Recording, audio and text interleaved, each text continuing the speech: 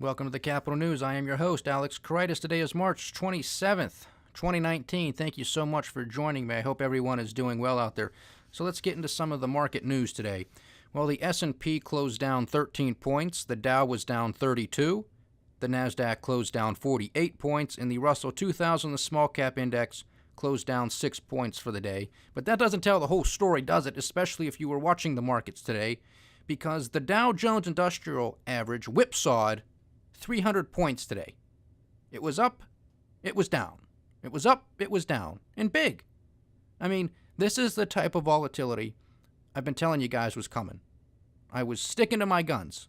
I told you, I have my volatility model that I look at on days of where you have these types of swings, where you have these types of market closes, and what takes place. And when you had the last couple years where you've had very low volatility, especially in 2017, extremely low market volatility across all of them, the S&P, the Dow, the NASDAQ, the Russell 2000, very low levels of volatility that we have not seen in years, followed by 2018, which was very low volatility until the end of the fourth quarter, where we obviously saw the markets enter that technical bear market territory. So to me, when you see that type of low volatility, it's the calm before the storm. And I said I was sticking to my guns because I know, despite the fact that we've had a V-shaped rally since the beginning of this year, the end of last year, I'm sticking to my guns on it, that the rest of this year will be volatile. Not only will we have these intraday swings, but you are also going to have the larger drop-offs, the 1% moves to the downside, or even perhaps to the upside. Again, we are in the financial world of Oz. Your guess is as good as the next person's, because this is undoubtedly a fixed and rigged market. I mean, I made the suggestion to you guys yesterday. One of the things that I have been noticing when I look at the markets throughout the day, if I have the ability to do it, I do it. But there seems to be a time, a physical time, 1:30, 2 p.m., Eastern time on the United States, when the markets, if they're going down or whatever, hit their bottom. And that's where they start to have their bottoming process. And if the market should close down for the day, that would be where it would stay, or it's going to try to stage a rally. It will try to stage a rally. It's forming that bottom, and it stages a rally. And then most definitely during the last hour or 30 minutes of the trading day, you get a huge surge, the attempt to push the markets through. Sometimes if it's a down day, it can become positive, or it'll at least settle a lot higher than its daily lows and still close to the downside. That's what's taking place. The stock market, we're told, is supposed to be random. Well, this happens almost every single day. That sort of throws that out the window, doesn't it? That this is supposed to be a random walk. It doesn't seem to be, because if you look and you say, well, it's 1:30, what are the markets doing? Well, they're probably at their low point. Now they're probably going to start to stage a rally. And then once it's 3 o'clock, 3:30, watch out. The markets are going to try to rally to the upside or go further up if they're already trading up for the day. That's what just tends to be happening. It's ridiculous. That says to me something fishy's going on. Something fishy's going on. And you have to remember, we were told by the president in the fourth quarter, what was it, December 26th, buy the dips. Buy the dips. He didn't tell us, he didn't tweet out, sell short in October or at the beginning of December and make money on the downside, or just get out of the markets and save your portfolio 20+%. He didn't say that, but he told you to buy the dips. And then he subsequently sends his Secretary of the Treasury out to meet his plunge protection team, which was the several largest U.S. banks in the United States. Oh, everything's okay. And since then, we're on a V-shaped recovery, and we have these types of market anomalies that take place almost on a daily basis. It's 1:30, it's 2 o'clock, it's 3 o'clock, 3:30.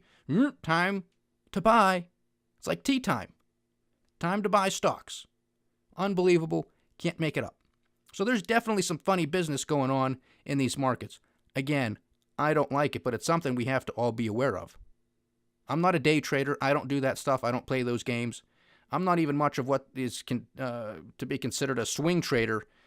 which is just maybe you're trying to place a bet for a month, a few months. I might get involved in some of those things with some options, but that's rare. I really like to be a long-term investor. That's just how I am. You have to know yourself. You have to know what type of personality you are, what type of risk-reward trade-offs you can tolerate. You have to know yourself. Don't get caught up in the media and in the hype and having a whole bunch of computer monitors in front of you with a whole bunch of flashing lights, pretending to be a day trader. If you want to be a day trader, knock yourself out. Best of luck to you. But if you don't pretend that you have to be, and don't think that you have to be successful, because you don't have to be a day trader to be successful. There are many ways to be successful in the markets. But I happen to take a longer-term approach to things.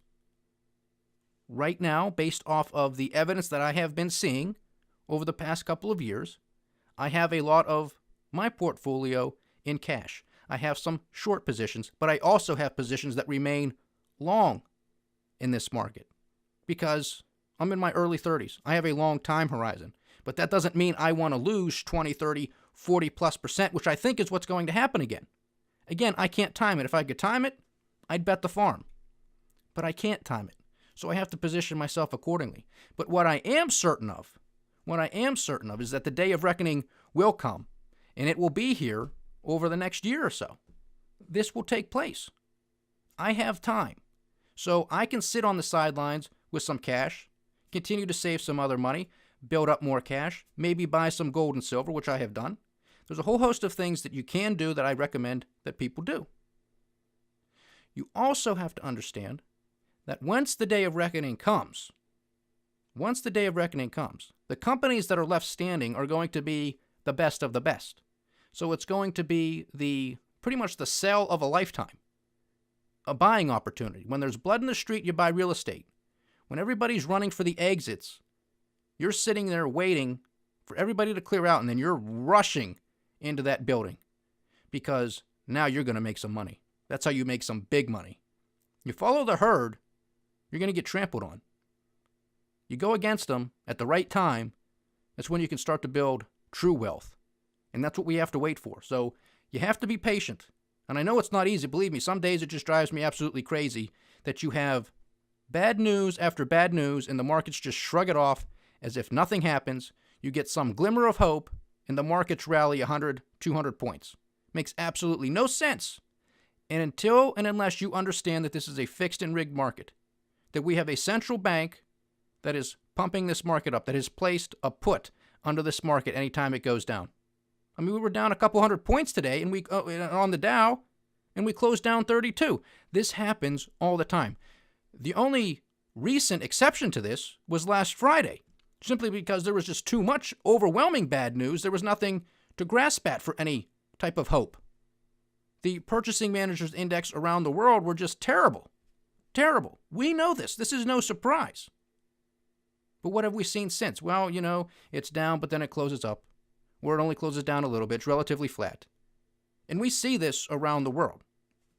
This is just what I'm telling you. This is just a fixed game of central bankers, corrupt central bankers, corrupt governments, and a president who takes to Twitter to tell you to buy the dips. You can't make this stuff up.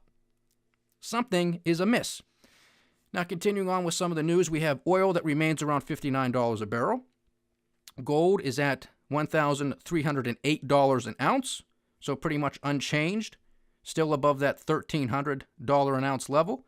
Silver is at $15.27 an ounce. And then we have the 10-year Treasury, the U.S. 10-year Treasury, which continued its descent and now sits at 2.374%.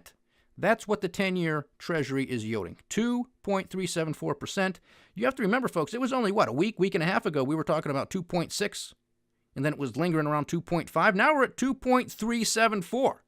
Quite the move in a very short period of time. And again, this goes to the conversation of the yield curve inversion and a lot of that hysteria. Some of it, I don't want to use the word it's overhyped, but it definitely gets a lot of attention. I put a lot of weight on it. So I don't want to say that it's overhyped, but you have a lot of people that want to come out and say, well, this time's different. Again, bells and whistles should be going off anytime you hear somebody say this time's different, because it isn't. In fact, this time is worse than it's been probably in history. at least for most people who are still alive and have a memory of anything, because this is probably going to go back and really test the Great Depression, in my opinion. I take no pleasure in saying this, none whatsoever, but this is what I see, because we were not allowed a complete deleveraging in 2008, 2009. And since then, we've said, nope, here come the central bankers and the president to the rescue. My God, anytime you hear central bankers and the government is here to help, I mean, shake yourself. I mean, come on, wake up. These people don't know what they're doing. These are the same people that caused the catastrophe. Now suddenly they're going to be the ones that fix it? Give me a break. Who did they save?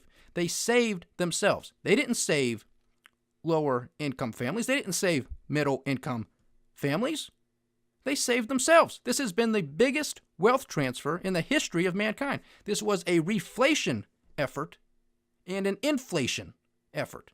And they succeeded. They succeeded to save the system that has been screwing over the middle class in this country for years. Yet everybody just wants to applaud these people, pat them on the back, and say everything was great. Everything was great. People still want to applaud President George W. Bush when this happened under his watch. President Obama could do no wrong. And now Trump is here, and he wants to take all of the congratulations for a stock market that is in a huge bubble that keeps going up. He wants to take credit for it. How can you make this stuff up? Again, I told you that is such a huge, politically stupid move for the president to do, to take ownership of this stock market. When he was candidate Trump, he called it a bubble. He understood. Now he wants all the fame and glory. Again, this is a huge story that you have to pay attention to. I know for those who listen on a daily basis, I might sound like a broken record. Too bad, get used to it, because there's more and more people that are getting onto this channel, and I appreciate it. And I have to continuously say this stuff, because, and I also want people to just drill this into your mind, that this is what's taking place. The president will backstep. He will dance around this. He will start to lay the blame at the Federal Reserve, which he is already in the midst of doing. He will blame this on the Democrats once this market goes down. He will not take responsibility for the lows. He will take responsibility for the highs and new records, but he will not take responsibility for any of the lows. Like that policy or not, that's what he's going to do. So just be forewarned. Be prepared. And I have no problem with him blaming the Federal Reserve. In fact, I like it. Because end the Fed, baby. End it. People need to be awoken to what the Federal Reserve is, what they do, what they've done. If people understood it, like they understand the Kardashians or the NFL or March Madness basketball, we wouldn't be in half the problems that we have in this country. But people would rather be taken to the sidelines, shown something shiny, something stupid, and then they just make their whole day about that. Go ahead. You're in a free country. You can do it. But don't be surprised when you're taken advantage of. And that's exactly what's been taking place for decades. Decades. And I think the greed and the stupidity of these people, the central bankers and the government, it's finally catching up with them. The only problem with that is all of us are going to be caught up in the maelstrom of it. We're all going to get decimated. Unless you're prepared, unless you have a plan, unless you have cash built up, unless you have real physical assets, unless you have some gold and silver, unless you have some of the best companies that are out there, unless you have some of the best bonds of the best companies out there. You have to have a plan, because you are going to get decimated. Because everybody's going to tell you this time's different. How many of your stockbrokers are going to say, well, it's time to get out? They don't time the market. They don't know.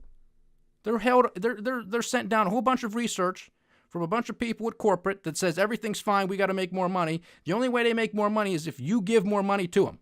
So they're just going to keep telling you, you got to stay in the market. You got to stay in the market. It goes up, it goes down. It goes up, it goes down, but you got to stay in. Well, if you're close to retirement and you've built up a nice nest egg, if you lose 50%, it takes 100% to get back to even. You think the market's just going to return 100% to you because you're about to retire? No, that's not how it works. So you have to be prepared. You must be prepared. Do not listen to these people. Do not listen to them in the sense that you take their advice. You almost have to listen to them to know what not to do. That's why you pay attention. But don't listen to them all day because you'll go crazy. I don't listen to them all day because I know I'd go crazy. I listen to them for an hour a day and I go crazy. I mean, it's a business. They're in the business of getting advertisers. They're in the business of selling things to you. You don't have to worry about them. Worry about yourself. Worry about your family. That's what you have to worry about. And on the other side, when this thing comes down, you're prepared. You're ready to go shopping for the best companies that exist because those are going to be the only ones left standing. So you buy them up with both hands. When there's blood in the street, you buy real estate. Now, moving on to some of the other news. We had my podcast yesterday was titled More Central Money, More Central Bank Money, More Problems. That's true. I could almost make that the title of every podcast I do on this station because there's no end in sight.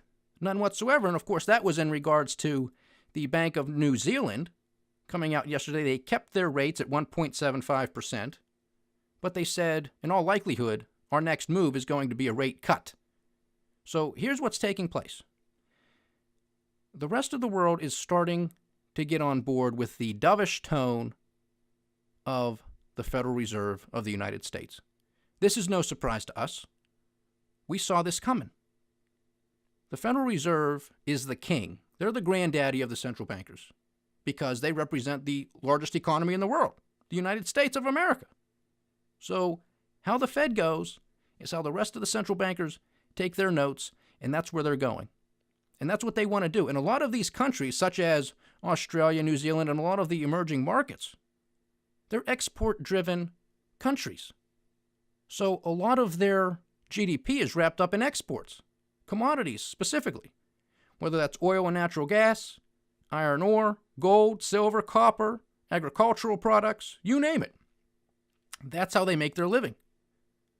If you have a global economic slowdown, the demand for those commodities understandably declines. So their wealth declines with it. So if they can look for a way to stimulate their economy, one of the ways that they're going to do it is by cutting interest rates and with the hopes that that devalues their currency. Because if they have their currency weakened relative to other currencies that they're trying to export their goods to, well, then it makes it cheaper. So then it could increase the demand for their goods, thereby attempting to rebalance their economy. It makes some economic sense. It also causes a whole bunch of malinvestment because nobody wants to take the medicine. No country wants to say, look, we've messed up. Here's what we really have to do to get this whole thing situated. Nobody wants to do that. So what these governments are going to do, it's going to be another race to the bottom. You know, once you had the zero interest rate policy from the Federal Reserve and other central banks around the world, you had what was called the currency war. Well, this is currency wars round 2, coming to a theater near you. This is what is taking place because the Federal Reserve did a policy 180. The ECB, the European Central Bank, did a policy 180, and now they had other news out today in regards to negative interest rates, which is what they've already been dealing with. And they're saying, well, you know, we may even delay rate increases even further. They said this not too long ago. The president of the ECB, Mario Draghi, he came out with that news a while ago and said, we're going to hold off. We're going to do wait and see as well. Well, now we're told we're going to do wait and see for an even longer period of time. That might be what's on the horizon. Again, no surprise to us. They're taking their notes and their marching orders from the Federal Reserve. So the interesting thing with Europe and a whole bunch of other countries too is with this thing of negative interest rates. Okay? This is terrible. I complain about the low rates here in this country, especially how it's hurt people who are trying to save if they have money in a checking or savings account, people, especially seniors who are on a fixed income, how this erodes their purchasing power. Everybody's purchasing power, but when you're on a fixed income and it's little to begin with, it really puts a hurting on these people and these families. Negative interest rates, it's just the opposite. If you lend the government your money, you expect to get your principal back plus interest. So you make a little bit money. You make a little money on the transaction. When you have negative interest rates, you're getting less back than what you gave them. I mean, that's ridiculous. This is the insane world that we live in. This is what all of this money printing, all of this funny money does. Now, the central bankers and the politicians want to say this is a miracle. This is just the best we've ever had. Keep doing it. No. That's not how it works. This keeps them employed because this helps them. It makes them look good. It makes the numbers look good. But that's all it is. It's just a facade. It's a charade. It's a front. It's a bubble. It isn't true. You know this. This is why you have to be prepared. So all of this funny money causes so much malinvestment in the global economy, it's not even funny. One of the arguments that we're likely to hear as we move forward, especially those who remain in the bullish camp for the stock market, probably particularly the U.S. stock market, is the fact that we are continually awash in liquidity. That's the funny money. And they're going to say, well, with all of the share buybacks that are taking place, again, propping up this market, you now have fewer shares that you can go after.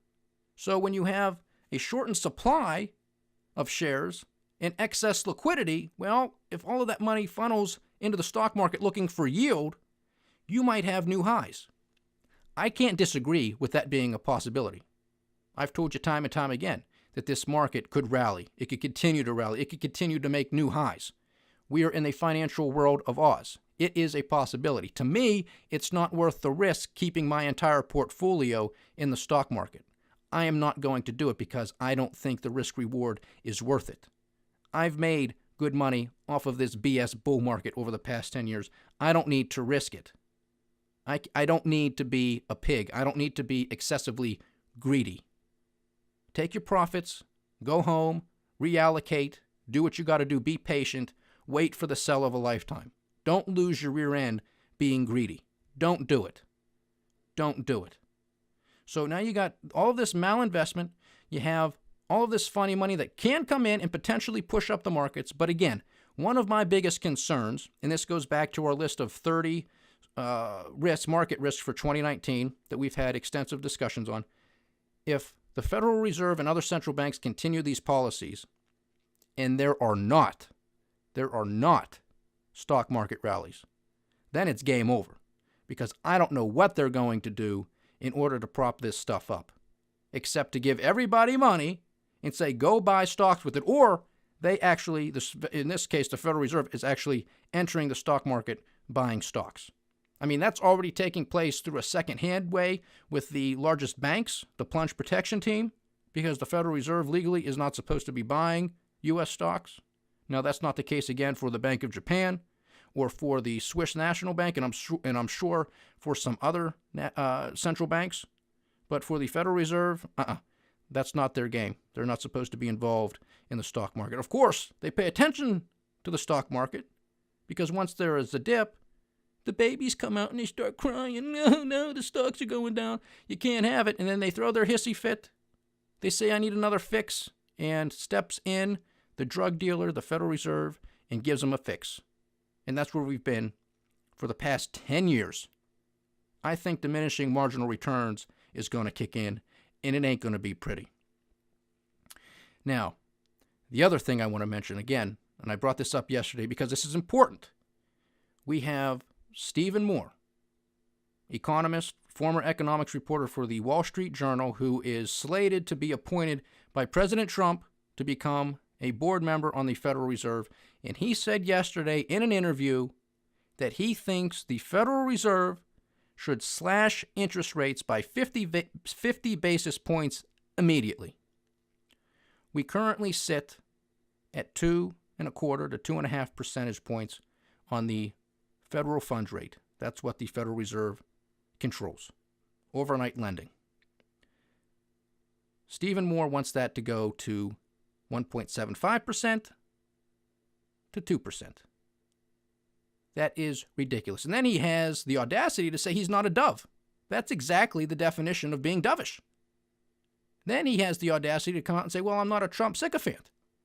Again, that's exactly what Trump wants. That's what a sycophant is. I say, well, maybe you're not a sycophant. Maybe you're just a psychopath.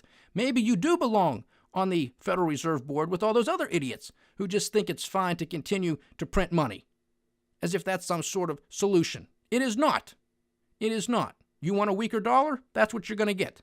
That's what's going to happen. Your cost of living is going to go up. Is that what you want? You're not going to get any savings, any return on your savings. Is that what you want? I don't think so. I don't think so. These are the things we have to pay attention to. These are important things. I mean, I don't know what's going on with the president wanting a weaker dollar, because you're going to continue to see oil increase if that's the case. You'll continue to see it go up. I don't think he wants higher oil prices, because then that's going to sap the consumer. And that's not going to look good for GDP. That won't look good for corporate profits. It might look good for some of the energy companies out there, but for everybody else, not so much. So which way do you want it? And again, this goes back to the whole currency wars and a race to the bottom. So even if you have a situation where you have a currency war, what's likely to be the outcome of that? Well, I think the dollar will still reign supreme for the near term, because everybody else is more heavily export-driven. The United States is not a heavily export-driven economy. Japan is. Australia is. Canada is. Germany is. All of these countries are in a lot of trouble. We already know this. They are definitely going to be more aggressive in getting their respective currencies to the downside, as opposed to the dollar. And I think, again, the dollar is going to be the best-looking girl at the dance relative to all these other currencies, and it will be seen as a safe haven of some sort. You'll see it as a safe haven. You might see the Japanese yen as a safe haven. We've had that conversation as to why that's the case.